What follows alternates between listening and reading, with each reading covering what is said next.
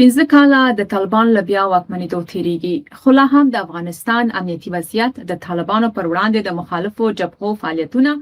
او د زرګونو پخوانیو افغانو امنیتي او دفاعي ځواکونو برخلیک د بحث مهم موضوعات دي. آیا طالبان توانېدلي چې یو باثباته افغانستان یا نظام رامنځته کړي؟ که لا هم د نوي امنیتي بحران نښې موجودې دي؟ په خبرونه کې را سره ملمه دی د وروستي جمهوریت دولت د وسوال پاوس پخوانی ویان جنرال اجمل عمر شینواری. ستړي مشه. سلام نیازی صاحب، درنو اوریدونکو او تاسو ټولو تحقیقي همکارانو. ډیره مننه. طالبان ادعا کوي چې د 15 کلونو په جریان کې په افغانستان کې امنیت تامین کړی دی. تاسو دغه ادعا څنګه ارزوئ؟ اجازه راکړئ مخکې چې تاسو له پوښتنې ته راشم. د افغانستان د 15 لسیزو د جګړو او ناخوالو او د ناورینونو ټولو قربانیانو ته د دعا لاس لپاره کوم. په عین ترتیب باندې د خدای جل جلاله دربار نه د افغانستان د سوکالۍ او د ثبات لپاره دعا وکړو. تاسو وګورئ، دا یوه مطلقه کاذبه ادعا ده. کم امنیت چې د طالبانو پر راتګ سره ټینګ شو، دا د جمهوریت د وخت امنیت و. په دې چې په جمهوریت کې یوازینی امنیتي ګواښ د طالبانو د اړخه د افغان ولس ته او د افغانستان خاورې ته متوجه و. نو زموږ د پوځي اړخه چې کومه ارزونه لرو، دا هغه امنیت و چې ورځ تر بلې د لاسه لاړ او طالبان د هغې د کنټرول او د هغې د مدیریت توان نه لري. په دې چې امنیت یو علمي تخصصي برخه ده او امنیت که هغه امنیت چې طالبان ورنه تعریف لري، هغه امنیت په ادیره کې هم شته. په ادیره کې هم نه غلا شته، نه غدۍ شته، نه د حق خوړلو کومه بله خبره شته ده. راځو دې ته کوم امنیت. تاسو وګورئ، په هر ښار کې د جنایي جرمونو ګراف کمې کچې ته رسېدلی. په عین ترتیب باندې هغه کم لوی تروریستي ګواښ چې دوی ورته وایي چې د داعش دی، داعش تر اوسه پورې کم پلان خپل نه دی عملي کړی. د دوی تر وزیره پورې د دوی په اصطلاح باندې خپل دفتر کې د من نه وي، د والیانو پورې، د نورو اهداف پورې، تر قندهاره پورې داعش عملیات وکړي. په عین ترتیب باندې کم پوځي خوځښتونه یا جبهات چې د طالبانو په مخالفت کې جوړ شوي دي، هغوی عملا دغه د دوی د 15 کلنې حاکمیت د دورې نه مخکې په بدخشان کې اراضي ترلاسه کړي. په عین ترتیب باندې همدغه جبهاتو په ځانګړي ډول د ازادۍ جبهې چې کوم عملیات ترسره کړي دي د افغانستان په ګوټ ګوټ کې، نو موږ ګورو چې د دوی هغه پوستې، د دوی هغه اهداف چې هغوی ټاکلي دي، هغه یې د من نه وړي، پرته د دې نه چې کوم ملکي تلفات رامنځته شي. نو موږ دې پایلې ته د دې پوښتنې په پایله کې د دې پوښتنې ځواب ته داسې ځواب ورکولی شو چې دا یو کاذب ډاډ و، او اوس هم دوی غواړي چې دا کاذب ډاډ صرف او صرف د خبرو او اعلامیو د خبرو په ترسره کولو سره د خلکو اذهانو ته ورسوي. د خلکو ناخوښي د دوی صرف هر څه د دوی په اختیار کې، دا هغه څه چې د دې په درشل کې امنیت نشي تامین. کله شو همدغه د طالبانو مخالفو جبهو ته څلور مخالفې جبهې چې د 15 کلونو په جریان کې رامنځته شوې دي، د سپاهیانو میهن شو، مقاومت، ازادي او متحده جبهه چې څو ورځې مخکې اعلان وکړ د شتون د دغو جبهو شتون، ولې تر اوسه دوی نه دي توانېدلي چې یو واحد سیاسي او پوځي محور رامنځته کړي؟ ګورئ، کومه بې باوري او کم ناورین چې په 2020 کال کې رامنځته شو او د هغې په پایله کې یو مشروع جمهوریت د سقوط سره مخامخ شو، نو دا یو لوی بدلون و. د یو لوی بدلون یا د یو لوی کچکار د بیرته سپمولو دپاره او د بیرته جوړولو دپاره اسانه ده چې په لنډمهاله کې ټولې ستونزې او ناخوالې حل شي او یو واحد دریځ او یو واحد ادرس وټاکل شي. دا یو نورماله پروسه ده په ټولو ځایونو کې، ولې د هغې ترڅنګ د افغانستان هر وګړی بیا د وسوال پوځ هر منصوب د دې حق لري چې د خپلې مشروع دفاع لپاره، د خپل حق د اخیستلو لپاره، که هغه د پوځي لاري، که هغه د مدني لاري، که هغه د سیاسي لاري خپل فعالیتونه ترسره کړي. ولې یو څه چې ویلی شم هغه دغه دی چې د دا نه ده چې د افرادو اشخاصو په هکله باندې دلته زه بحث مطرح کړم، ولې په ټوله کې په افغانستان کې د افغان ولس د جمهوریت سیستم منلی دی او د طالب بدیل په لویه کچه کې جمهوریت دی، چې یوازینی اړخ چې د طالب ځواب په سیاسي ډګر کې، په نړیواله کچو د اړیکو په ډګر کې او په پوځي ډګر کې د طالب ځواب ویلی شي، هغه جمهوریت دی. بیا هم زه تاکید کوم چې دلته به داسې برداشت ونه شي چې زه د افراد او اشخاصو په هکله باندې بحث کوم. نه، موږ د جمهوریت د سیستم په هکله باندې بحث کوو، د خپل اساسي قانون په هکله باندې بحث کوو، چې زما په هم باندې چې هغې ته همدغه جبهات، همدغه ټول سیاسي تحرکات، مدني تحرکات هغې ته هوډ لري او د هماغې دپاره مبارزه کوي. ولې دا چې تر اوسه سره یو ځای کېدی نه شي، امکان لري په تکتیکي مسایلو کې، هغه عملیاتي تکتیکي مسایلو کې یو څه ورته والی یا همغږي ونه لري، یا په نورو مسایلو کې کېدی شي چې دوی همغږي ونه لري. ولې داسې نه ده چې دوی مطلق په یو مخالفت وي. بل ټکی چې تاسو په خپله سریزه کې ورته اشاره درلودله هغه دغه دی چې د کورنیو جګړو تکرار.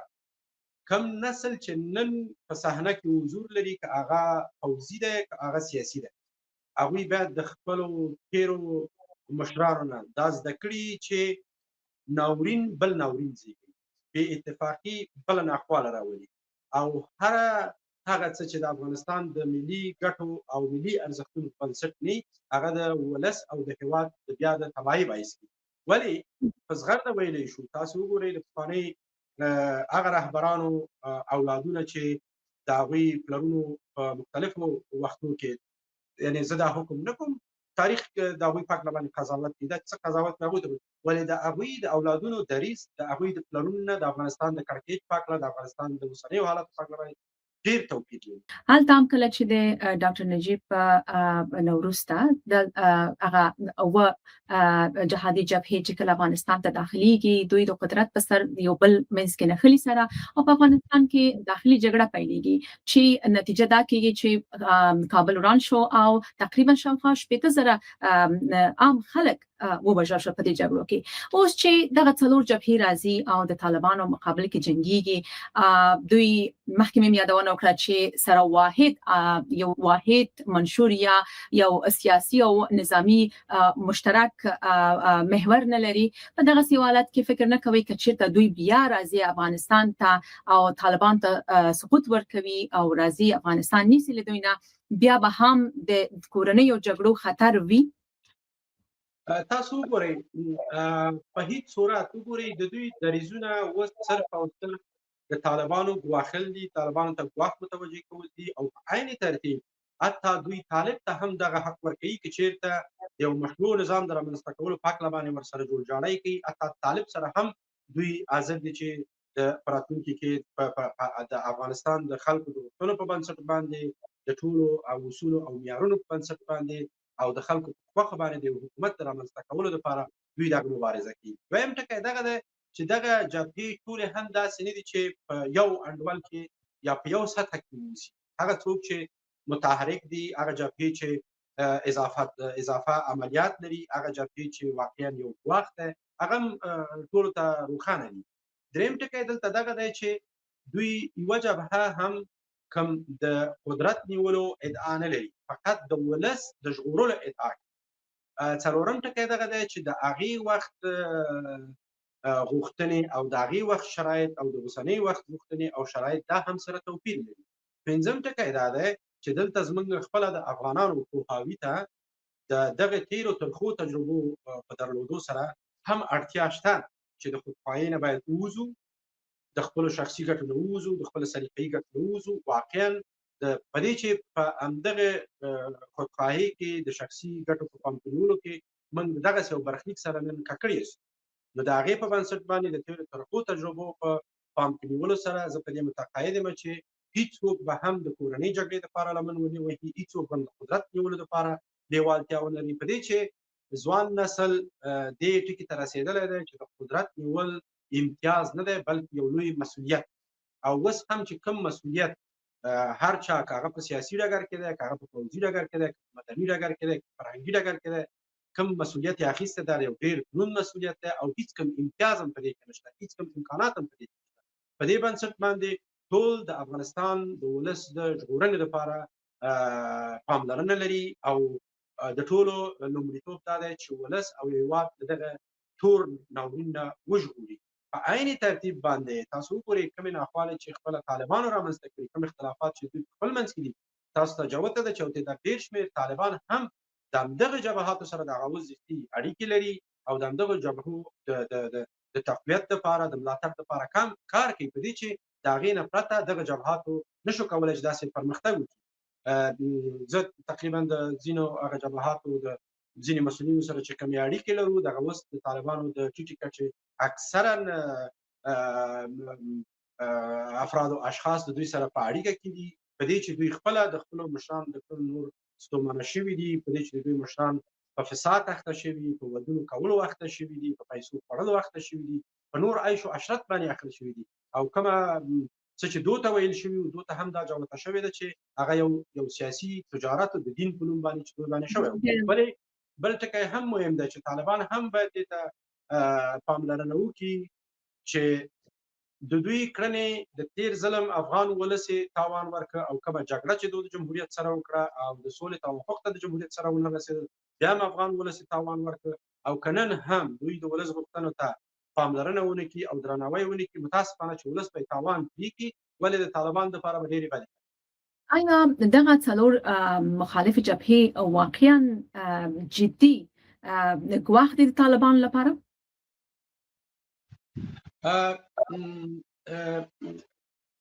پرته د شکه تاسو وګورئ کوم عملیات چې د خپلواکۍ یا د ازادۍ جبهې ترسره کړي دي تاسو ته جوته ده چې هغه ټول هغه عملیاتو چې د طالبانو دپاره که هغه د غیر متعارفې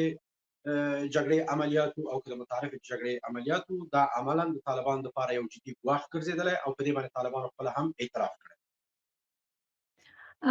دغه جبهې څوک تمویلوي؟ بدون له تمویله خو نه کېږي، د چا لخوا تمویلېږي؟ تر هغه ځایه چې زه معلومات لرم تر اوسه پورې داسې تمویل او داسې ملاتړ چې باید وی لري هغه نشته. دویم ټکی دا دی پرته دې نه چې هغه تمویل او ملاتړ نشته دی حتی ډېر محدودیتونه هم په دوی باندې شته دي. دریم ټکی دغه دی چې اکثریت د دغه جبهاتو مسؤلین د خپلو امکاناتو نه او د ځینې نورو امکاناتو نه په ګټه پورته کولو سره دوی دغه فعالیتونه تر اوسه پورې پرمخ بیولي دي. ولې که ځینې هېوادونه هم دې ته لېوالتیا ولري چې دغه جبهاتو ته ملاتړ وکړي او دوی ته امکانات او فرصت ورکړي، دلته بیا هم د دوی د هوښیارۍ او پوهاوي پورې تړاو لري چې باید د خپلو ملي ګټو پام په نیولو سره خپلې کړنې ترسره کړي او په عین ترتیب باندې د تیر تاریخ د تجربو نه د زده کړې په بنسټ باندې هغه بیا تکرار نشي او په عین ترتیب باندې لکه څنګه چې دوی په دریځونو کې په کړنلارو کې ویل شوي چې فقط د ولس ژغورل دي همدغه ته لومړیتوب ورکړي چې د ولس او د هېوادوالو باور او ملاتړ ترلاسه کړي. او راپورونه دا هم ښیي چې دغه جبهې د سیمې هیوادونه خاصتاً پاکستان لخوا تمویلېږي او که وګورو په شلو کلونو کې طالبان هم د پاکستان لخوا تمویلېدل او همدغه جبهو کې اکثرا پخواني نظامیان دي چې دغه جبهې سره جوړې کړې دي او هغه وخت دوی د طالبانو پر وړاندې دوی جګړه کوله چې پاکستان تمویلول او اوس دوی د پاکستان لخوا تمویلېږي. نو دلته بیا د طالب او دغه جبهو ترمنځ توپیر څه شی شو؟ وګورئ د طالب د یو تروریستي ډلې په صفت باندې پیژندل شوی و تر نن ورځې پورې پیژندل کېږي. دویم ټکی دا ده چې دغه تاسو څنګه وویل په پرته د شکه چې د وسلوال پوځ منسوبین هم د دوی په مشرتابه کې دي او هم په مختلفو قدمو کې د دغه جبهو حضور لري. ولې دوی اړ ایستل شو دوی ګټه ټوپک ته لاس ونیسي؟ دا خو د طالب د کړنو د لاسه دوی دې ته اړ ایستل شوي دي. دریم ټکی دغه دی چې د یو پاکستان نه شاید نور هیوادونه هم د دې لپاره لېوالتیا ولري چې داسې جبهاتو نه ملاتړ وکړي. ولې په ځانګړي ډول که پاکستان واقعا غواړي او یا یې غوښتل د پاکستان لپاره مشروع ادرس د افغانستان اسلامي جمهوریت و او دی. په دې باندې موږ د جمهوریت په وخت کې هم پوره تاکید کړی، په ځانګړي ډول د افغانستان د وسلوال پوځ د بنسټونو د خوا نه چې د هغوی سره په مختلفو برخو کې مذاکرات درلودل، د اندېښنو په هکله باندې، د ګواښونو په هکله باندې او د عملیاتو په هکله باندې، چې د هغوی دپاره مشروع ادرس جمهوریت و او نن هم دی. دریم یا څلورم ټکی په دې برخه کې دغه دی چې که د پاکستان سیاست، د پاکستان پالیسي، د پاکستان ستراتیژي واقعا د افغانستان په هکله باندې بدلون موندلی او د واقعیتونو په بنسټ ولاړی، نو بیا دغه بحث د دغه جبهاتو نه یو څه پراخ دی. ولې متاسفانه د پاکستان کړنو ته چې موږ کتنه کوو، پاکستان تر اوسه پورې هم دغسې یو پایلې ته نه دی رسېدلی چې واقعا خپل پالیسۍ کې او خپل ستراتیژۍ کې د افغانستان په هکله باندې بدلون راولي. د یو ډېر تعداد د طالبانو مشران د پاکستان نه نن هم متاثره دي. په عین ترتیب باندې کېدای شي په جبهاتو کې یو تعداد افراد او اشخاص چې هغه د پاکستان نه متاثره وي. نو دلته باید موږ د خپلې هوښیارۍ نه، د خپلې قواوۍ نه او د تجربې په بنسټ باندې د لوبې په قاعده باندې پوه شو. که چېرته بیا هم موږ د لوبې په قاعده باندې پوه نه شو، پاکستان تل زموږ هغه با ارزښته ادرسونه بې اعتباره کړي چې حتی زموږ د مقدس دین ادرس یې د طالب او د تروریزم په نوم باندې بدنامه. دیموکراسي هغسې وګوښله په افغانستان کې چې ګویا دیموکراسي په افغانستان کې نشي پلی. په عین ترتیب باندې پاکستان زموږ وسلوال پوځ دپاره دا فرصتونه تل متحد کړي دي چې د دې وسلوال پوځ باور او وقار ته هم صدمه ورسوي. ولې دا د تاریخ په اوږدو کې تکرار شوي، مثلا د شهید ډاکټر نجیب الله په وخت کې د شهنواز غني کوم پوځي اقدام شو او د هغوی بیا تګ پاکستان ته او بیا د پاکستان د خوا نه د هغوی هغسې سپکاوی، دغه څه دی چې دا یو ژوندی تاریخ دی. جنرال صاحب چې پاکستان پالیسي هم معلومه ده، د پاکستان نظر او هغه نیت هم معلوم دی له کلونو راهیسې، بیا هم دغه د جبهې مشران یا دغه د جبهې غړي ولې ورځي او له هغوی ملاتړ اخلي؟ تاسو وګورئ په دې هکله باندې نیازي صاحب داسې کره شواهد او اسناد زما په لاس کې نشته چې زه په دې باندې بحث وکړم چې واقعا د دغه ځینو جبهاتو منسوبین یا افراد او اشخاص یا مشرتابه د پاکستان سره په اړیکه کې یا د پاکستان کې یا د پاکستان په ملاتړ سره په افغانستان کې اقدامات کوي. ډېر داسې څه دي چې په رواني جګړه کې د هغې نه پاکستان ګټه پورته کوي، د ځینې جبهاتو د ځینې تعلقاتو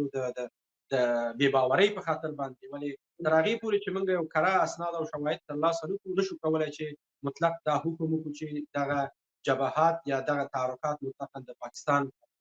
لخوا ملاتړ کیږي او یا پلان شوي دي او یا د هغوی په افغانستان کې پلي کیږي. په دې بنسټ باندې موږ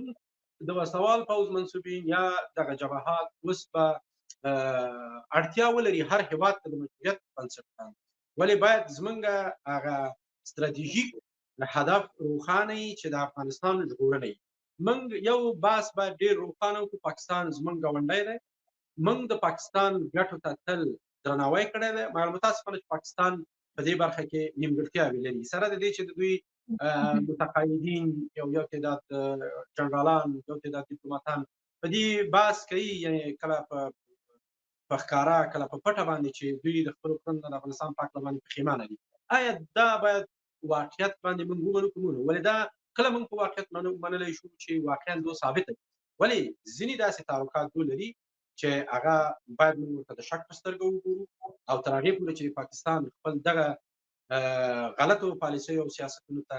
بدلون رانولي، زه فکر کوم د پاکستان باندې باور کول به بله لویه تېروتنې او په عین ترتیب باندې سیاست او پالیسي ختم کړم. بیا اجازه راکړئ، پاکستان هم په داسې وضعیت کې نه دی چې هغې ته ګواښ متوجه. پاکستان هم په دې باندې باید پوه شي چې پاکستان ته جدي امنیتي، سیاسي، اقتصادي او جغرافیایي ګواښونه متوجه دي. د هغې په پام کې نیولو سره باید پاکستان د افغانستان په هکله باندې خپل دریځ او پالیسۍ ته بدلون ورکړي. دا اوس د طالبانو کومه پالیسي چې د پاکستان پر وړاندې خپله کړې ده، فکر کوئ چې دا به د پاکستان لپاره کوم ګواښ وي که نه؟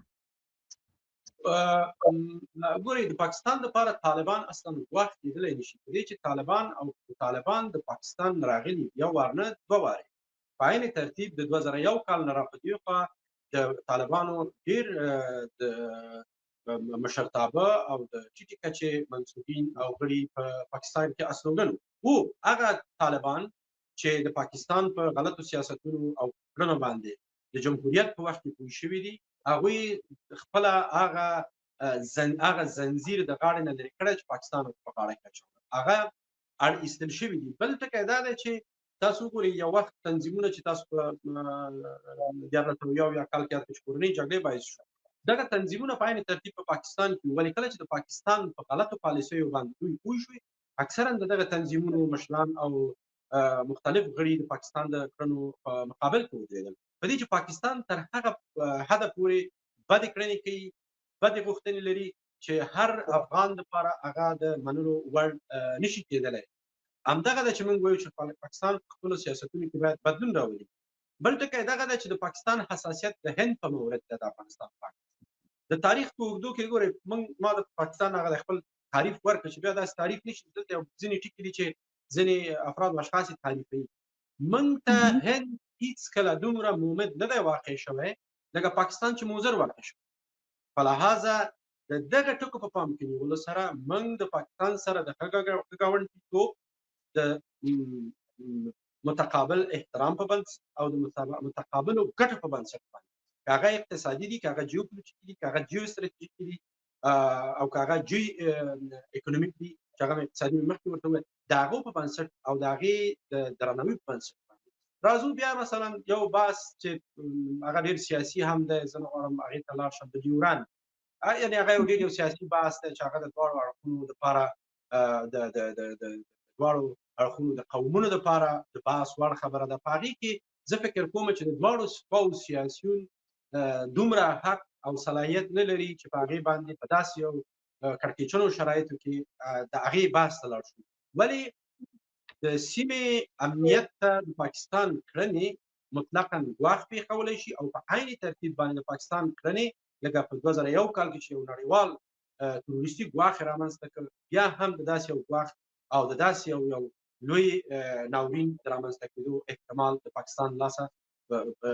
شتون لري. ولې د پاکستان کړنې د سیمې په هکله او په ځانګړي ډول د افغانستان په هکله باندې تر اوسه پورې هم د ابهام ډک. که بیرته راشو د طالبانو مخالفو جبهو ته، په دغه څلورو جبهو کې چې فعلا دوی موجود دي، کومې ستونزې او تېروتنې د دوی په فعالیتونو کې تاسو ګورئ؟ د دوی په کړنو کې سره د دغه محدودیتونو سره د دې چې امکانات نشته دي، داسې فکر نشته، صرف ځینې افراد او اشخاص د دغه جبهاتو یو څه غیر مسؤلانه څرګندونې لري چې هغه باعث دي کېږي چې زموږ د ټول وسلوال پوځ منسوبین ته په دننه باندې واخلي. په دې هکله باندې باید څنګه غیر مسؤلانه څرګندونې؟ زه تفصیل ته نه ځم، هغه دغه غیر مسؤلانه څرګندونې چې ګویا د وسلوال پوځ ټول منسوبین زموږ سره دي او موږ څه کوو یا څه نه کوو، نن یې کوو سبا یې کوو، دغه کړنې دي چې هم د دوی باور ته، هم د دوی شخصیت ته، هم د دوی کړنو ته صدمه رسوي او په عین ترتیب باندې د دغسې څرګندونو سره هر وارې په کور دننه په دې چې طالبان هم هغه عقلانیت نه لري چې په هغې باندې سر خلاص شي یا خپل مسؤلیت وپېژني، هلته د وسلوال پوځ منسوبینو ته په کور دننه کلکې ستونزې او ګواښونه رامنځته شوي دي او هر وارې تقریبا اضافه د 300 نه 400 نفرو پورې یا نیول شوي دي یا په مرموز ډول باندې ترور شوي دي او یا د نورو ناخوالو سره مخامخ شوي دي. او دا اوس هم زه دا په زغرده ویلی شم چې په جبهاتو کې د افغان وسلوال پوځ ټول منسوبین شتون نه لري. که چېرته د افغان وسلوال پوځ نن هم د ولس په ملاتړ او خوښه باندې پریکړه وکړي چې د طالبانو نه وسله واخلي، طالبان خلصلا کړي او طالبان نه واک واخلي، زه دا په جرأت او په پوره واک سره ویلی شم چې دغه واک او ځواک د وسلوال پوځ منسوبینو کې د ولس په ملاتړ باندې شته. فکر کوئ ولس له دغه جبهو ملاتړ کوي؟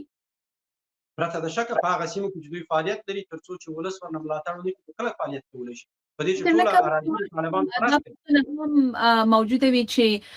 ولې د یوې واحدې جبهې پر ځای 4 جبهې، دا به کوم د شک په سترګه د دوی فعالیت ته ونه ګوري چې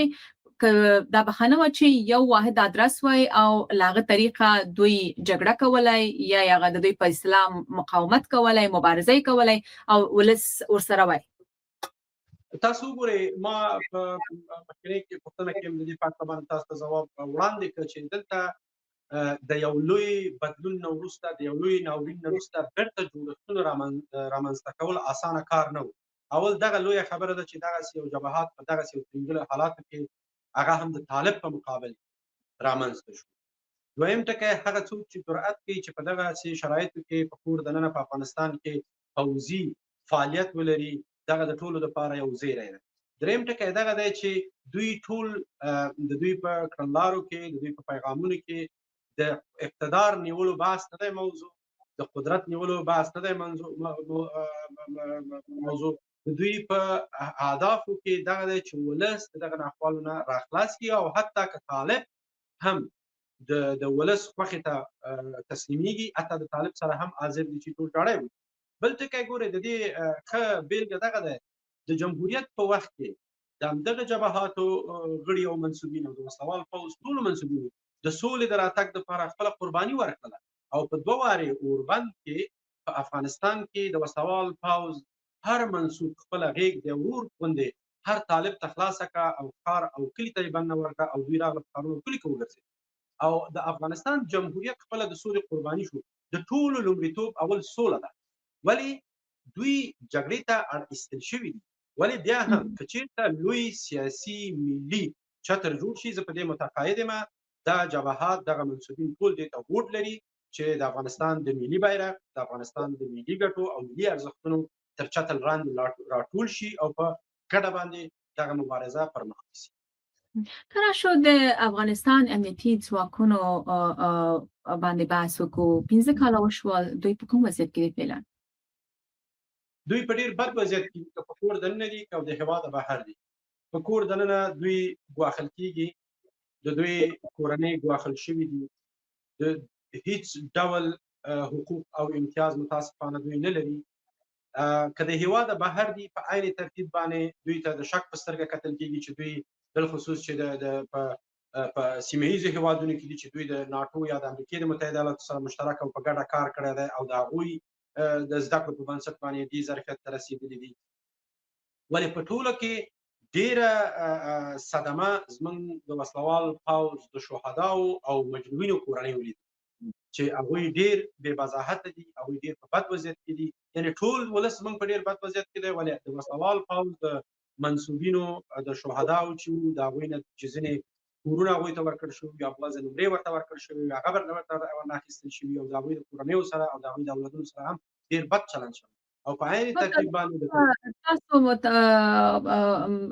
لیدلې وي او طالبانو چې کله راغله دوی د عمومي بخښنې اعلان کړی و. آیا دوی په خپلو دغو خبرو باندې ولاړ شول یا دغه دریځ چې اعلان کړی و په هغې ولاړ ول؟ تاسو وګورئ دغه د پیل نه چې دا کومه عفوه دو اعلان کړې وه دا نه ده پلي شوې. تاسو وګورئ د طالبانو د مشرتابه ډېر اوامر او هدایات کله تطبیق شوي چې د عفوې هغه تطبیق شي. دلته دویم ټکی دا ده چې خپله د دوی د وزیرانو په اصطلاح په کچه باندې د دوی د مشرتابه په کچه باندې پیغامونه راوتلي دي چې خپلو منصوبینو ته حتی عذر کوي چې عفوه شوې ده، تاسو ټولو سره یو برخورد وکړئ. یعنې دوی هغه سلسله د مراتب نه لري، د دوی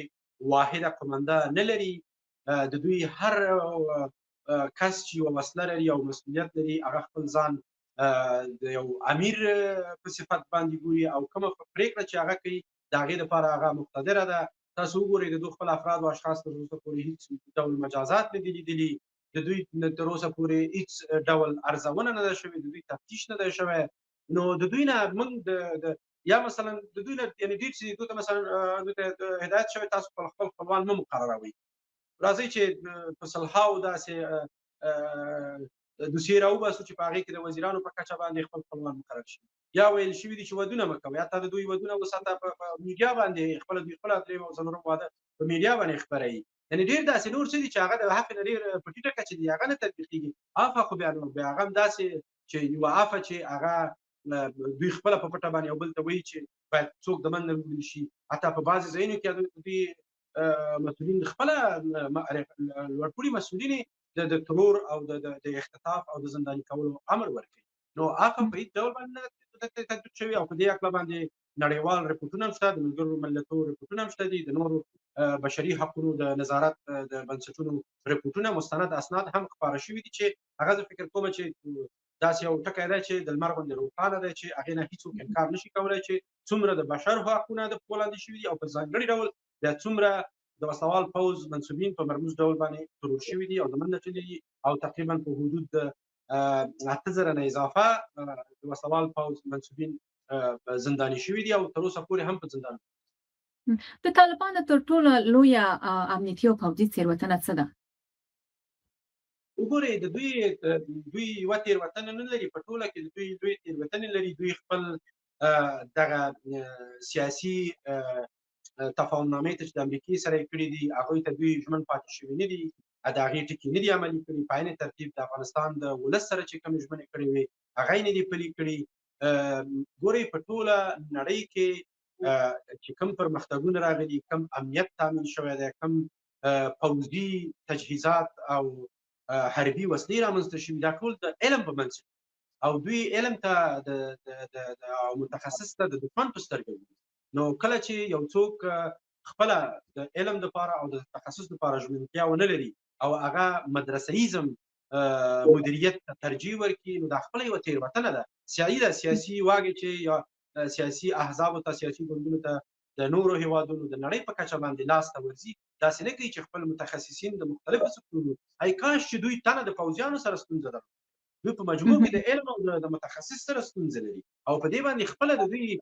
یو تعداد مشران او یو تعداد اعضا اعتراف کوي. که راشو وروستۍ پوښتنې ته، په راتلونکو 5 کلونو کې د افغانستان تر ټولو لوی امنیتي ګواښ څه ګڼئ؟ په عین ترتیب زه غواړم چې په آخر کې ځینې ټکي چې د یادولو وړ دي که اجازه یې د هغې په هکله هم څه څرګندونه ولرم. مهرباني وکړئ. بخیر او سلامت اوسئ. زموږ وړاندیز یا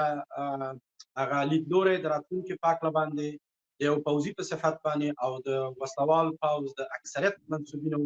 په استازیتوب هغه دغه د سیاسیونو ته په ځانګړي ډول ټولو سیاسیونو ته په ځانګړي ډول د افغانستان د اسلامي جمهوریت د وخت مشرتابه ته په ځانګړي ډول ولسمشر ته موږ ټول یو تعداد زیات افغانان د طالبانو په راتګ سره د هیواد نه راووتو. موږ کولی شو چې تاریخ ته او ولس ته خپل مجبوریتونو په بنسټ باندې د شرایطو د ناخوالو په بنسټ باندې یو توجیه وړاندې.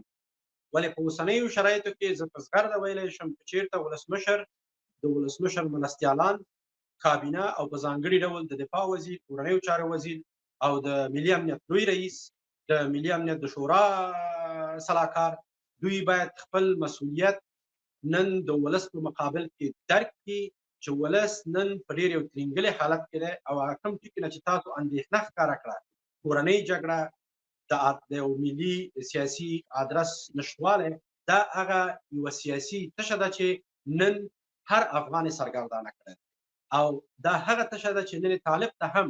دغه قوت او ځواک ورکړی دی چې په هغه په هر ډګر کې دا ووایي چې زموږ بدیل نشته.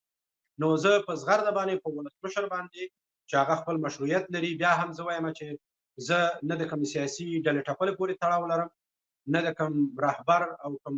مشر خپلوان وم او نه ما د خپل کوم ځای چې مې په د افغان وسلوال پوځ کې درلوده د کوم سیاسي معاملې او جوړجاړي د لارې نه ترلاسه کړې. دا هم د افغان وسلوال پوځ منصوبینو ته په ډاګه ده او هیله مند یم چې زموږ ولس ته به هم دا ثابته شوي. دوی اوس څنګه کولی شي خپل مسؤلیت ادا کړي؟ دا کومه غوښتنه چې تاسو لرئ؟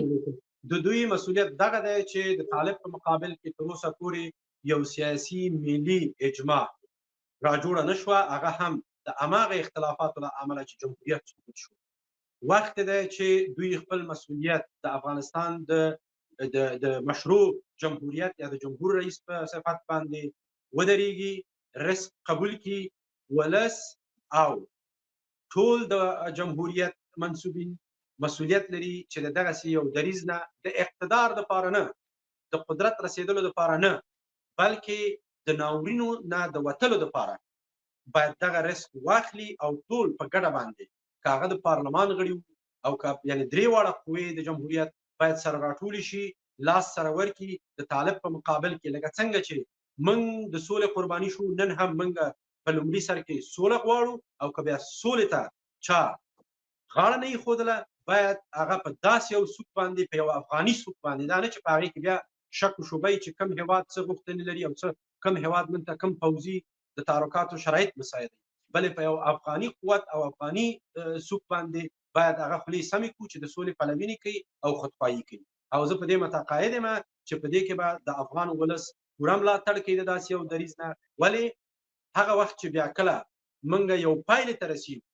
چې هغه واقعا د افغان ولس په خوښه وي، په هغې کې باید بیا هم د قدرت او د ثروت غوښتونکي